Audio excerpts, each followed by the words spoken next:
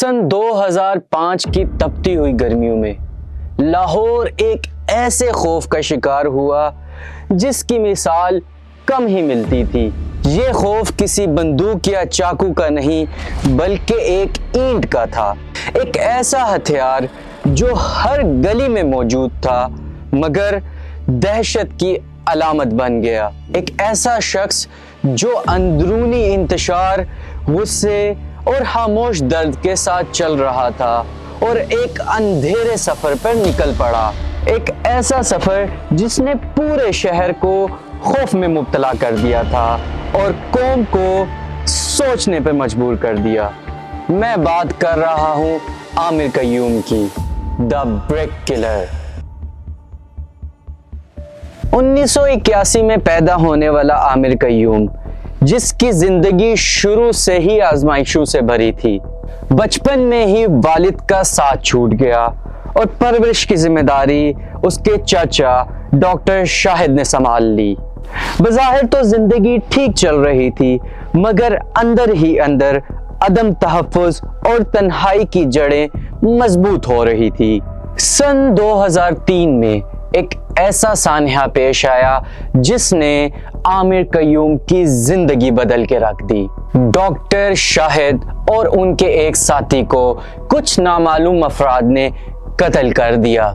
ये वाकया आमिर के लिए सिर्फ एक सदमा नहीं था बल्कि ये एक ऐसा ज़ख्म था जो वक्त के साथ साथ गहरा होता गया। जून से जुलाई 2005 के दौरान लाहौर के अवामी मुकामात पर खौफ की एक खामोश लहर फैल गई। वो लोग जो सबसे ज्यादा बेसहारा थे, सबसे ज्यादा गैर महफूज हो गए। शहर में बेचैनी बढ़ती जा रही थी मगर किसी को मालूम नहीं था कि ये सब किसके हाथों से हो रहा है। आमिर कय्यूम ने अपनी अंदरूनी उलझन और दबे हुए गुस्से का रुख ऐसे लोगों की तरफ कर दिया जो ना आवाज उठा सकते थे और ना ही अपना दिफा कर सकते थे। सिर्फ एक महीने से कुछ ज्यादा अरसे में 14 जिंदगियां खामोशी से खत्म हो गई और लाहौर सवाल करने लगा कि आखिर ये सब क्या हो रहा है। कानून नाफिज करने वाले इदारे शदीद दबाव में थे, शवाहिद महफूज थे और खौफ बढ़ता जा रहा था। शहर में बेयकीनी की फिजा कायम थी और हर नया दिन एक नए खदशे के साथ शुरू हो रहा था। बिलाहिर 18 जुलाई 2005 को इस कहानी में एक नया मोड़ आया। आमिर कय्यूम को एक और हमले के दौरान गिरफ्तार कर लिया गया। हिरासत में इसने अपने जुर्म का एतराफ किया और वो हकायक सामने आए जिन्होंने सिर्फ लाहौर में नहीं बल्कि पूरे पाकिस्तान में खौफ की फिजा कायम कर दी। आमिर कय्यूम ने ये 14 कत्ल किसी बंदूक या चाकू से नहीं बल्कि एक ईंट से किए थे। आमिर कय्यूम के बयान के मुताबिक उसने अपना हदफ फुटपाथ पर मौजूद बेसहारा लोगों को बनाया। उसके मुताबिक फुटपाथ पर जो सोया हुआ शख्स मिलता था वो एक ईंट से उसका सर कुचल देता था और तब तक कुचलता था जब तक उसकी जान ना निकल जाए और इसी तरह उसने 14 कत्ल अंजाम दिए।